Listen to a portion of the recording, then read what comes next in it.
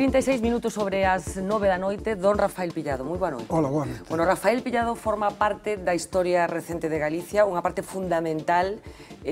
Todo o mundo que teña máis de 50 anos, por poñer unha data, seguro que sabe perfectamente quen é Rafael Pillado. Probablemente a xente moza está descubrindo agora Rafael Pillado, non? Bueno, eu, a verdade que nunca deixei de ter actividade. Bueno, evidentemente estuve militando no seu día no Partido Comunista, máis tarde no PSOE, en Comisións Obreiras, pero eu, concretamente no entorno de Ferrol, nunca deixei de ter actividade, independentemente de que estuvera militando ou non en unha forza política. Fala do entorno de Ferrol, pero a biografía de compromiso de Rafael Pillado ten unha trayectoria que ten que ser coñecida en toda Galicia. Imos facer unha cousa, imos ver un pequeniño vídeo no que tratamos de resumir moito algúns dos fitos da vida de Rafael Pillado. Moi ben. Lugués de nacemento e ferrolán de corazón, antifranquista e comunista por familia e convicción, e loitador por carácter. Os 70 anos de Rafael Pillado Lista compoñen unha biografía intensa e un cadro da historia recente. A súa xuventude quedou marcada pola súa incorporación aos asteleiros de Bazán con 15 anos e pola súa unión ao clandestino Partido Comunista de man de seu pai. Unha militancia que con só 22 anos fixo viaxar a Alemania do Leste, onde trabou amizade con Santiago Carrillo. O seu vencello naval e a loita obreira e antifranquista levaron a estar en cabeza das protestas ferrolás de marzo de 1972. Loitaban por un convenio colectivo digno e acabaron en morte. O 10 de marzo, Rafael corría a fronte dunhas 4.000 persoas. O enfrontamento cos grises cobrara violencia. O seu redor voaban pedras e balas. Foi entón cando viu morrer dun tiro o seu compañeiro Daniel. Rafael non tiña nin 30 anos e a imaxe quedou na súa cabeza. A represión policial deixou 2 mortos e decenas de feridos. A Pillado detíverono días despois. 4 anos de cárcere ata ser amnistiado en 1976. E volveu á loita. Impulsou a creación das Comisións Obreiras de Galicia e en 1979 foi elixido secretario xeral do Partido Comunista na nosa comunidade. En 1985 foi expulsado da formación canda Carrillo e os seus afíns. Máis tarde afiliouse ao PSOE, partido co que chegou a ser concelleiro e do que se deu de baixa o pasado mes de xaneiro. Xubilouse en Bazán, pero non sabe estarse quieto. A Asociación Cultural Fuco Buxán, o Movemento Cidadán en defensa da ría de Ferrol ou a elaboración das súas recén publicadas memorias enchen o seu tempo. Unhas memorias colectivas, porque a súa historia é a do sindicalismo e o movemento obreiro galego, a da nosa transición. Unha autobiografía que non quere ser só un recordo, senón un acicate para as novas xeracións, porque Rafael Pillado ten claro que a loita continúa. Bueno, algunhas pinceladas de unha vida intensísima, recollidas, facíamos referencia a este libro de memorias que apareceu o pasado mes de marzo, o Latexo da vida e da conciencia, que está presentando, creo que por toda España, con moitísimo éxito. Por que decide escribir estas memorias?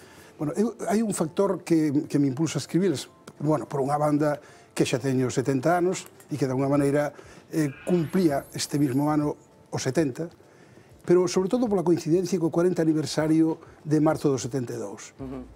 No mes de marzo, o 10 de marzo, se cumplían esos 40 anos e a Asociación Cultural Fuco Buxán plantexamos que era necesario abordar o tema do 10 de marzo, sobre todo xa con esta dilatado tempo, os 40 anos, de outra maneira. É dicir, que nos valorábamos que se trataba demasiado de forma un tanto burocrática e que para nós se trataba, sobre todo, que esa referencia do pasado servira para o presente. É dicir, foron un acicate para as novas xeracións e, sobre todo, transmitirlles como confrontamos nós a dictadura, non? Como fixemos. Falamos dunha data fundamental, ese 10 de marzo de 1972. Algún apunte facíamos nese vídeo, pero imagínense que aquí está detrás desa cámara un rapaz que ten 24 anos, por poñer un exemplo, e que non sabe exactamente que pasou ese día. Que pasou, Rafael?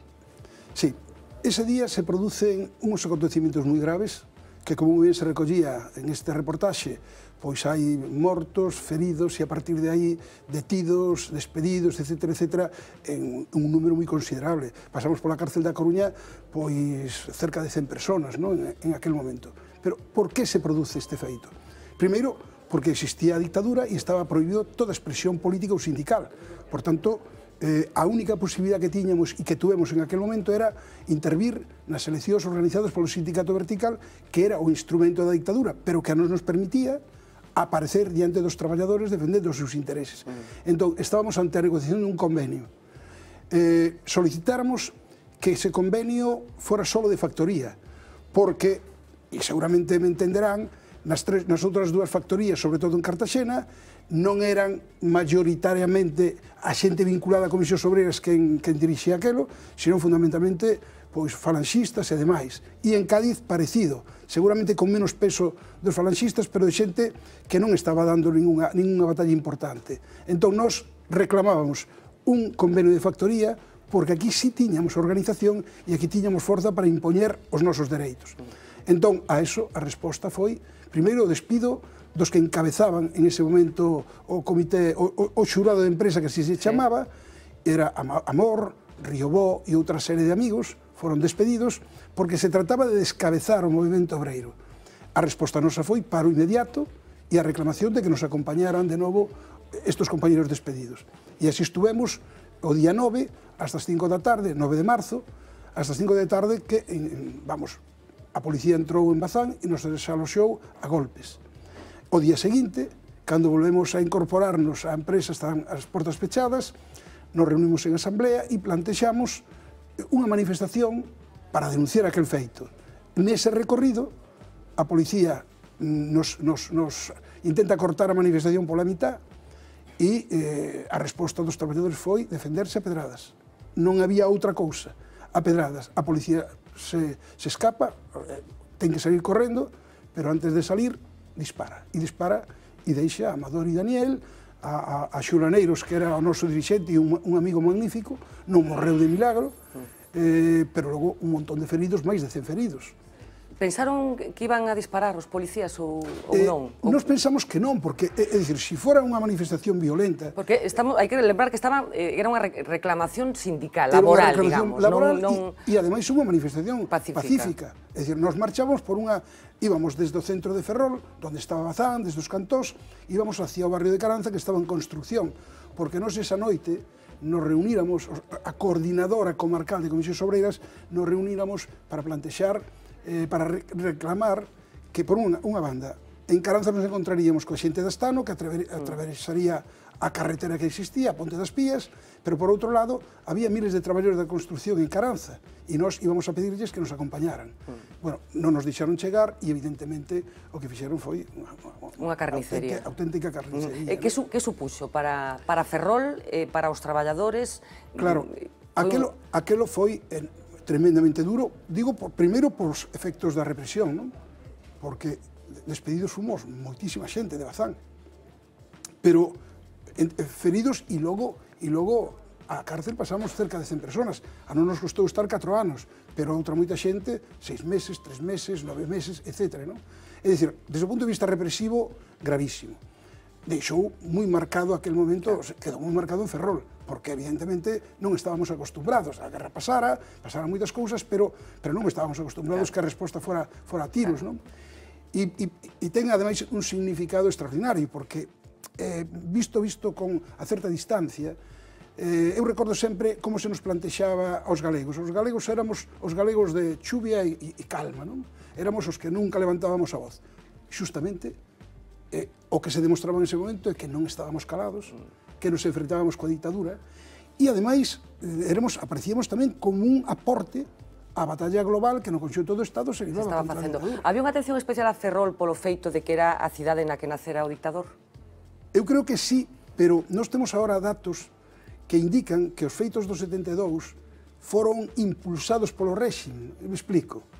O coronel San Martín, que era o xefe dos servicios secretos de Franco, escribira un informe que lle entregou ao goberno, donde lle relataba, e creo que ademais o recolle logo un libro que se titula o libro rojo de la subversión en España, e en ese informe se di que hai varios lugares que están perdidos para o réxime. Entón fala do entorno de Bilbao, o entorno de Barcelona, Madrid, Sevilla, do campo andaluz, sobre todo Granada e Córdoba, e, bueno, a Melilla asturiana, etc. E se di da ría de Ferrol, especialmente Bazán. Pero supoño que para Franco eso tiña que ser algo especialmente gravoso, non? É que eso, sobre todo, aqueles acontecimentos lle deu unha proyección internacional. Internacional, claro. Polo feito de que fora a cidade natal do dictador, claro. Si na cidade do dictador a xente se moviliza e se defende e se producen estes feitos, imaginemos no resto do Estado, non? aquelo fixeron que a intervención en Ferrol e estes feitos fora enormemente dura, que se pediran, bueno, eu en un momento determinado me encontrei con 17 anos de petición fiscal por estes feitos e 4 anos por unha movilización anterior, acusado de propaganda. É dicir, en un momento determinado me encontrei con 21 anos. O caso de Amor e Riobó parecidos, algo menos, pero parecidos. É dicir, intentaban exemplificar con Ferrol. Tamén é verdad que se encontraron con un problema, porque no momento, en marzo do 72, a estes feitos hai unha resposta en diferentes puntos de Galicia. Hai na Coruña, hai en Santiago na Universidade, hai en Vigo, e en Vigo se vai a producir logo, uns meses despois, en xunio, unha movilización moi importante, e logo en setiembre, a folga máis importante que se fixo en Galicia jamais. E o xermo ten que estar aí, probablemente este aí en Ferrol, non? Neses acontecementos. Bueno, de alguna forma, non? Nos viñamos construindo as comisións obreras en toda Galicia. Eu, sobre todo, no meu libro falo da miña experiencia máis directa, pero evidentemente tiñamos unha coordinadora de comisións obreras a nivel de Galicia. E o traballo que se fixo en Vigo foi extraordinario, o que se fixo en Coruña moi importante, e en outros puntos que tamén iban crecendo, pero con dificultades. De todos modos, visto desde hoxe, que se convertira esa data no Día da Clase Obreira Galega, non é ni máis ni menos que o reconocimento de que aqueles feitos foron moi importantes. E además recordo a Santiago Carrillo valorando o que pasou o 10 de marzo en Ferrol como unha mostra do que podría ser a folga nacional en España. Me explico rapidamente. O Partido Comunista tiña un doble obxectivo. Por unha banda, chegar á folga xeral, por tanto, a folga dos traballadores industriales, etc. E por outra banda, como lograr que a esa folga xeral se sumara ao resto da ciudadanía. Bueno, en Ferrol se produce que a movilización dos traballadores determina que en un momento determinado o resto dos ciudadanos acaba contaxeando o resto dos cidadanos. Todo o mundo. É dicir, ese día Ferrol está absolutamente paralizada e, ademais, cortada todo tipo de comunicacións. É dicir, nos logramos, a través de Paco Balón, un bon amigo, un bon camarada, que en aquel momento logrou falar con París e transmitir o que acababa de ver. Bueno, pois, seguramente, 10 minutos despois, xa non era posible comunicar. Estaba todo cortado. Todo pechado. 4 anos de cadea foi o que sufriu.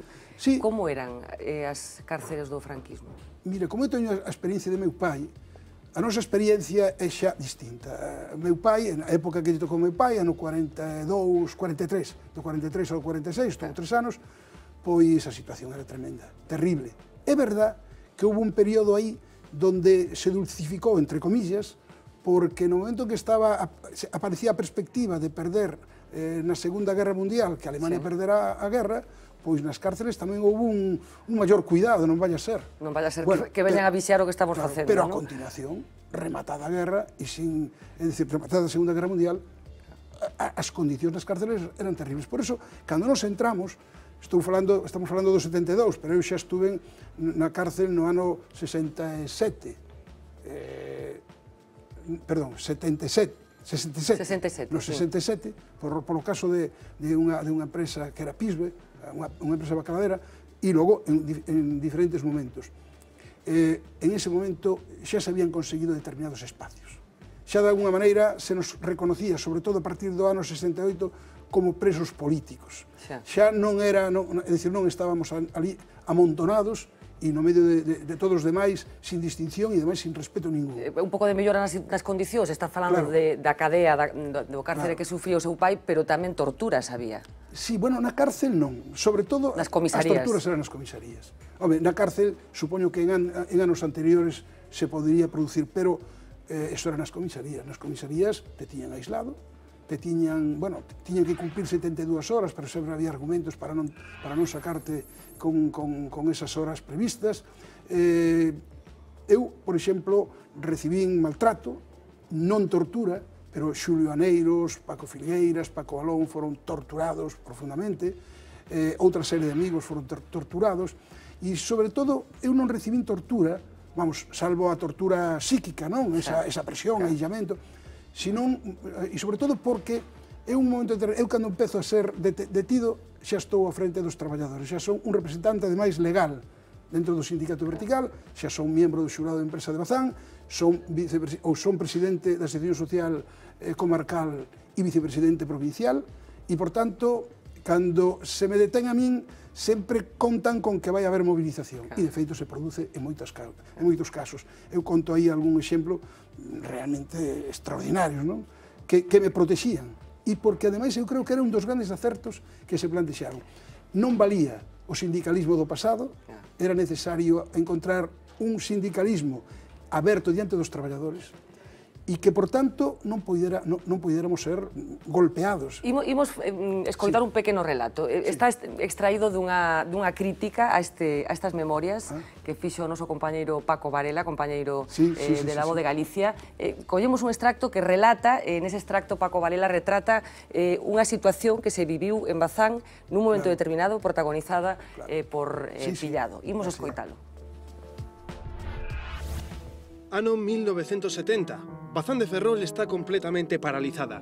Os 6.000 traballadores non están dispostos a reiniciar a actividade mentres Rafael Pillado non sexa posto en liberdade e reincorporado ao Tajo. A policía deixa-o na rúa e el volve ao seu taller, pero a factoría continúa quieta. Un enxeñeiro aproxímase ao líder obreiro e pregúntalle por que non empezan a traballar. Haga usted algo, espétalle a Rafael Pillado. El mira cara fora do taller e ve unha bicicleta. Sen pensalo monta e percorre gradas, chapa fina, caldeirería, mariñeiros, electricidade, todo o estaleiro para que os seus compañeiros vexan que xa non están nos calabozos. Ao minuto, a máquina ponse de novo en marcha.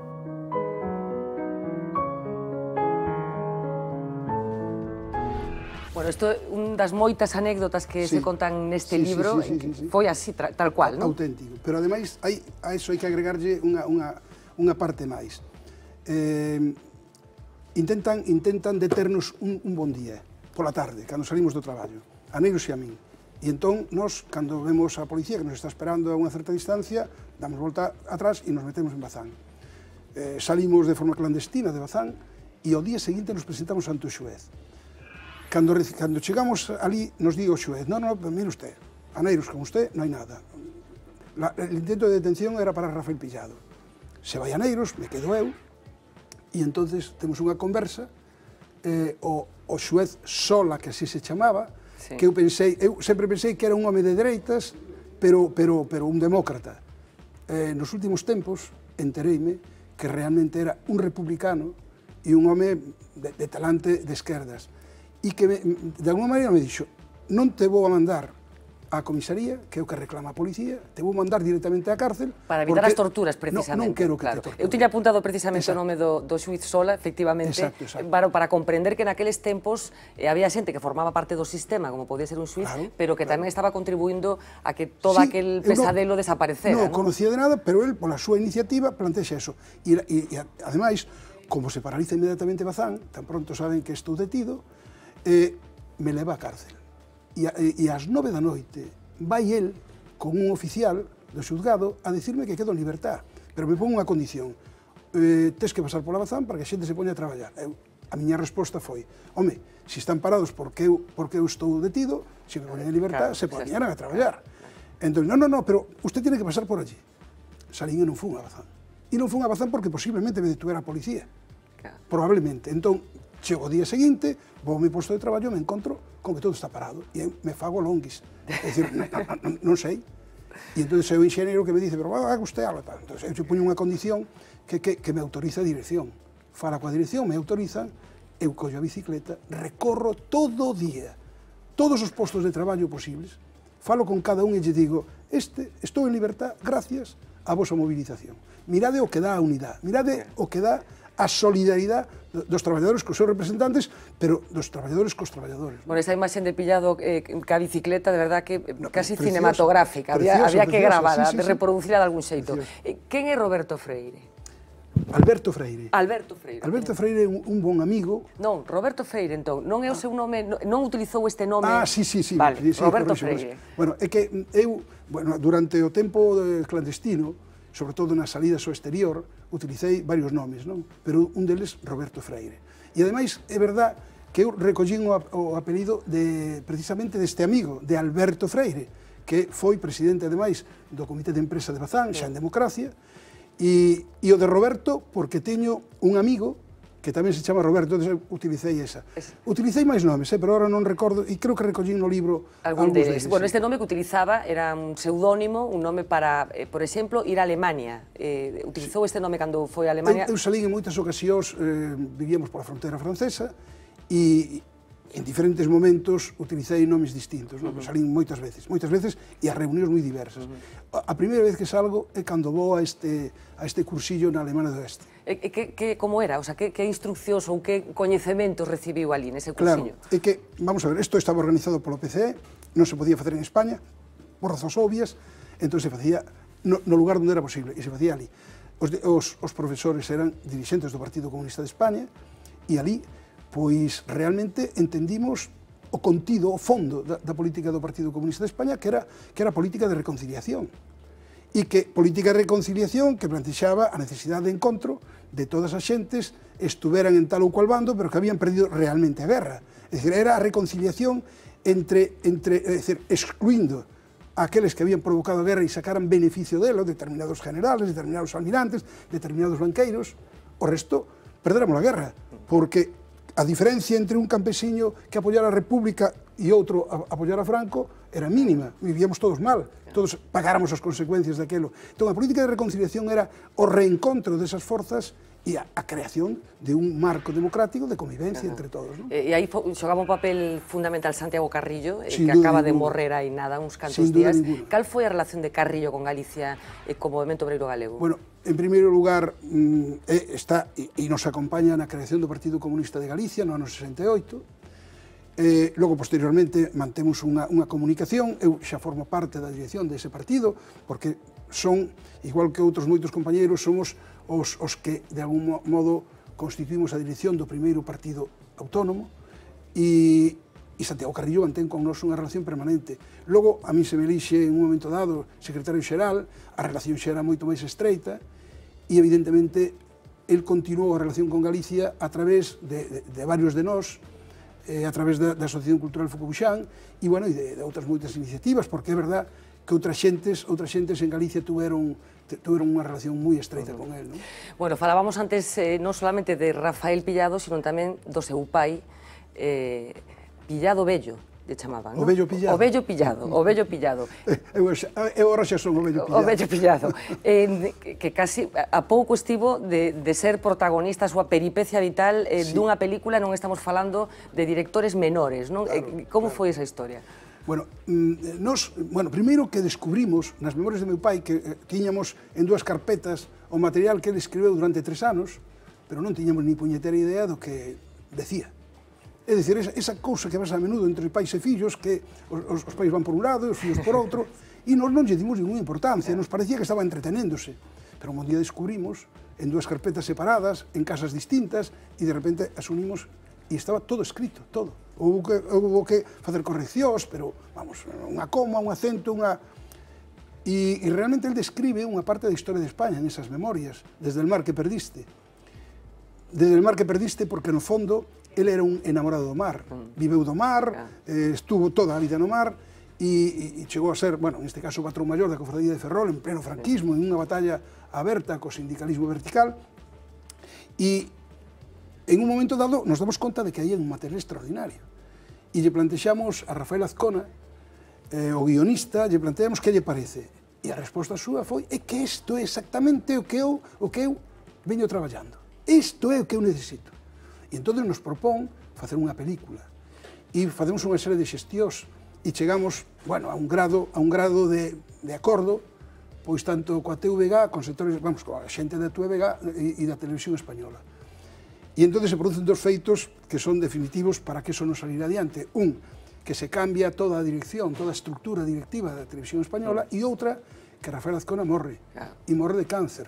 E morre, ademais, morre, quero dicir, días despois de estar falando desta historia, porque na medida en que xa non é posible, pensábamos buscar outra salida, que en outro momento temos conversas con o director Bardén, que, bueno, que en todo caso habería posibilidad de facer algo por aí, pero tampouco se pode concretar. Bardén se estaba xa en un proceso moi deteriorado, e, por certo, que en todo caso a estas alturas o enlace entre as memorias do meu pai e as miñas memorias... O que cubren é un período histórico de 100 anos, prácticamente, non? 100 anos que, ademais, diríamos, chega moi ao fondo da realidade, non? Son os dous libros, pois teñen, diríamos, moi en común eso de estar perto da xente, perto dos problemas reales, non?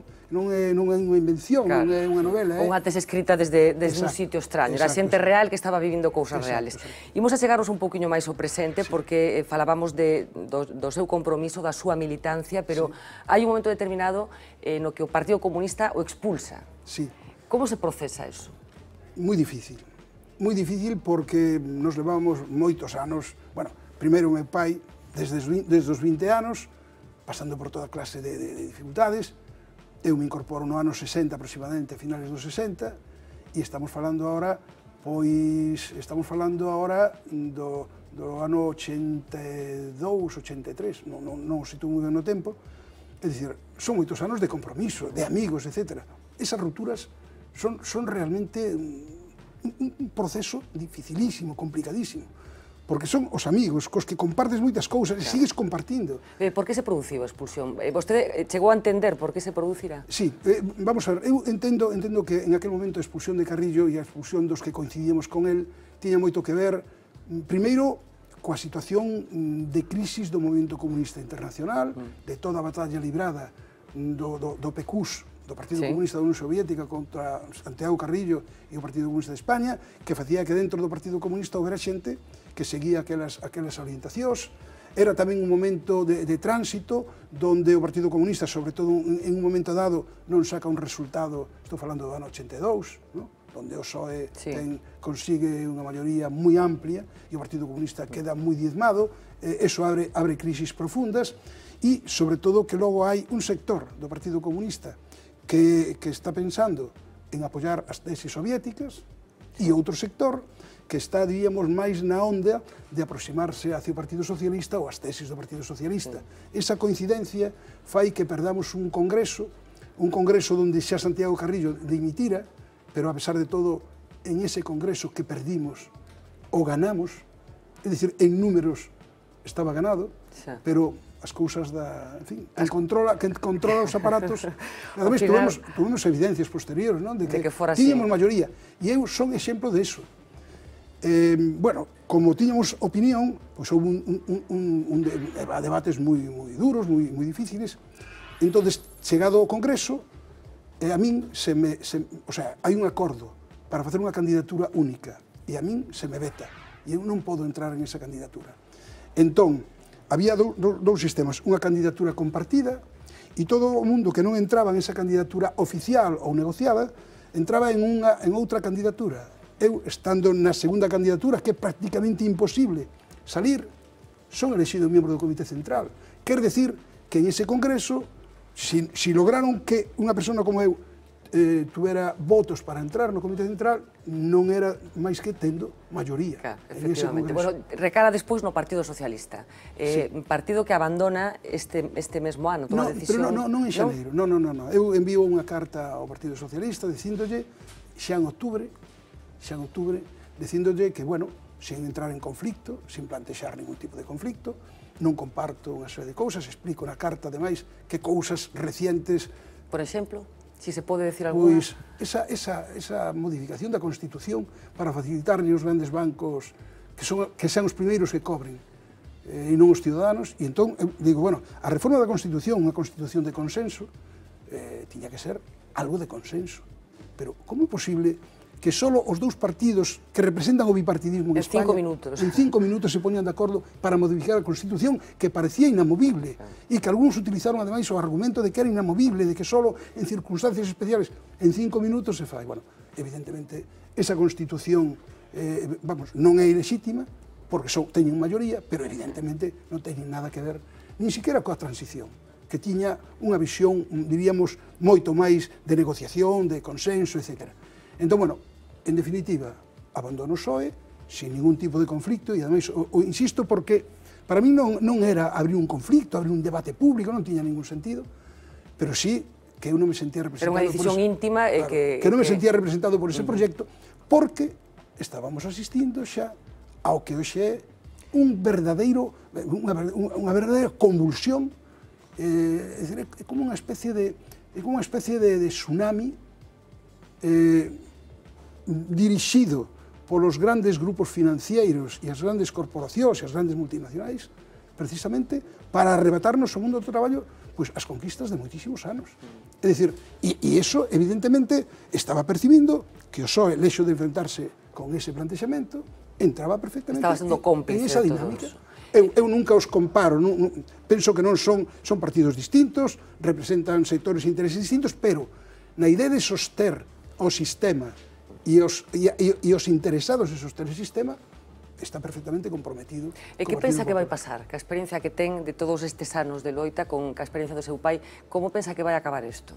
Bueno, non é fácil ver a salida. O que un percibe rapidamente é que as políticas actuales só benefician a esos sectores, non hai máis que ver como se baixan os salarios, como se facilita o despido, é dicir, como se vai atacando os intereses do mundo do traballo. Pero é que, se en outra época, nós, por exemplo, falábamos da burguesía, pero a estas alturas xa non é a burguesía.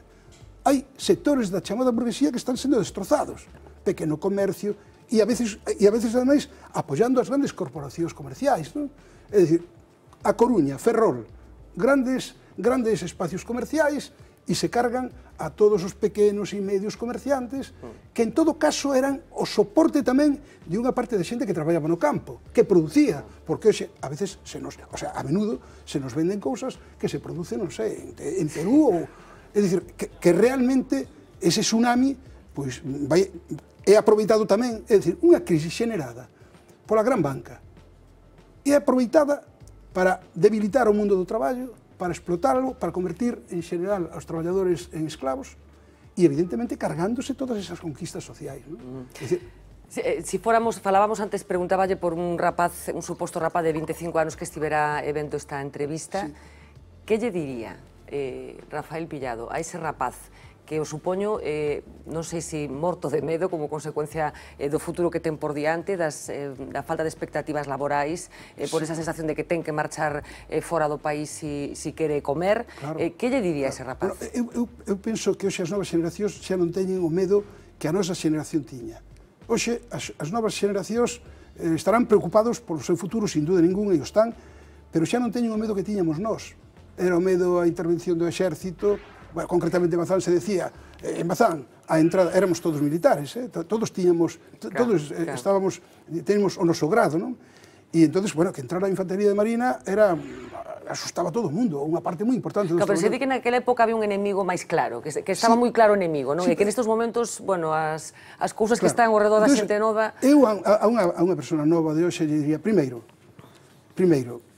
para defender os teus intereses, tens que defender os intereses dos demais. É dicir, a idea da unidade e da solidaridade como elementos fundamentais. Segundo, a mobilización hoxe e a mobilización masiva, non a mobilización violenta, que evidentemente non se dá, salvo cando intentan que aparezca ou cando se provocan elementos de violencia, pero a mobilización masiva e pacífica. E, sobre todo, que esa mobilización ten que exixir, como acaba de producirse en Portugal, a marcha atrás desa política, a modificación desas políticas. E logo que estamos ante unha campaña electoral e que evidentemente eu lle chamaría a votar, pero votar por aqueles que non comparten esta política neoliberal, esta política de recortes, esta política, diríamos, de liquidación, parece unha liquidación, diríamos, por partidas, non?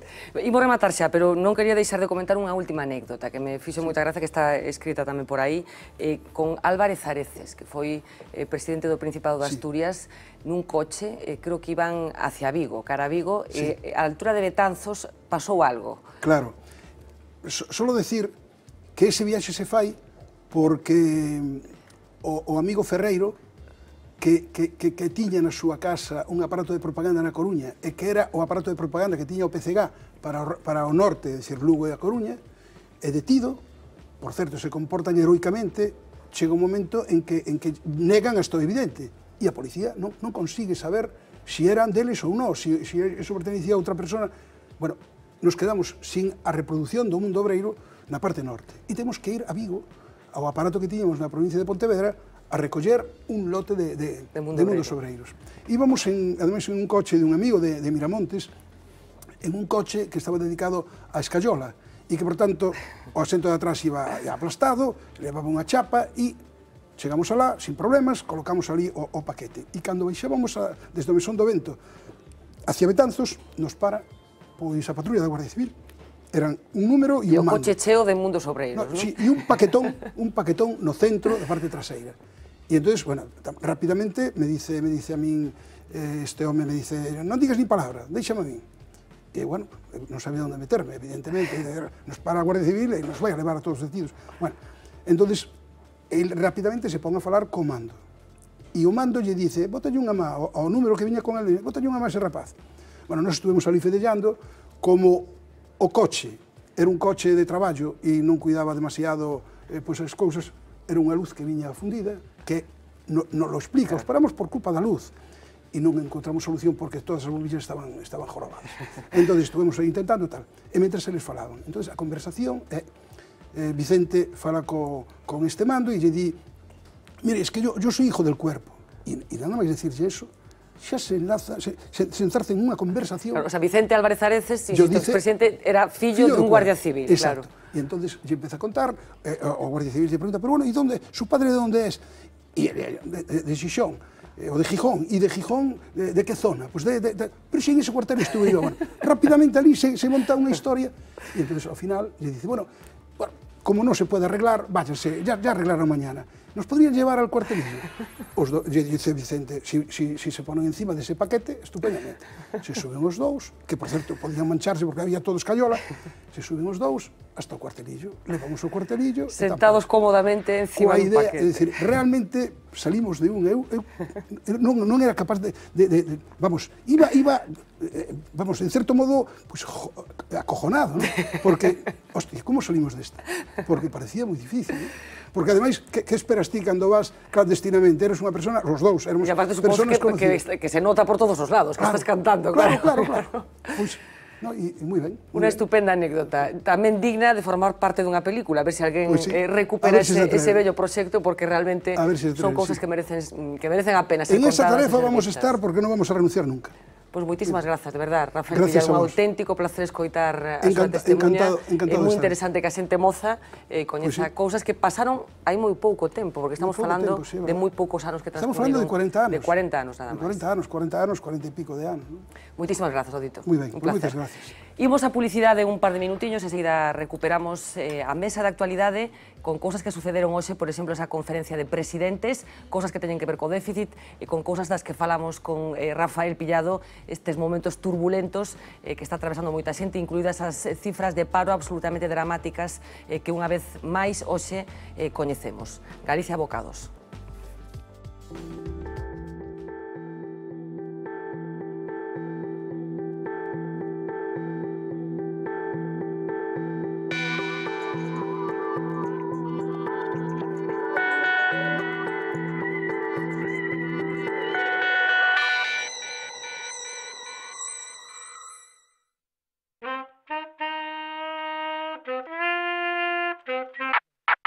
La Bottega decide aterrizar en Marineda desde la apertura, en abril del 2011, y 8 meses después, en diciembre, decidimos abrir también la cervecería en la planta segunda.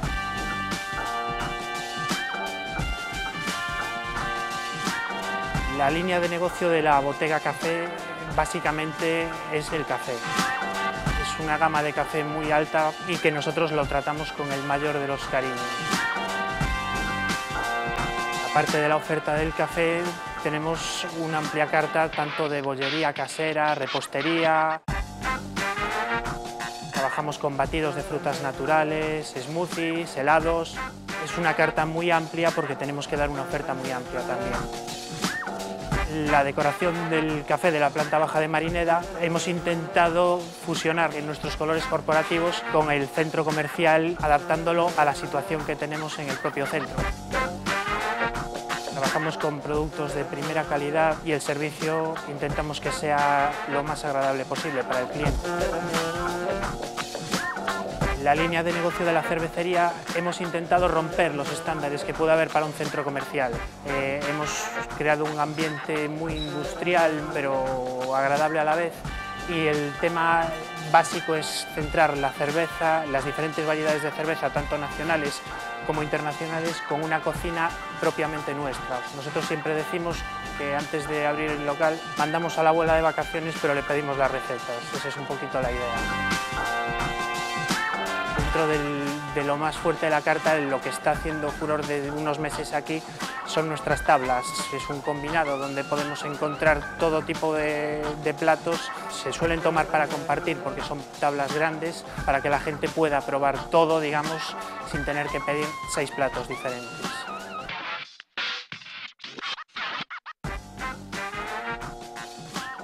Que habría que venir a la cervecería, porque es diferente, porque la comida está elaborada con mucho cariño, con productos de primera calidad y porque creo que lo hacemos como le gusta a la gente.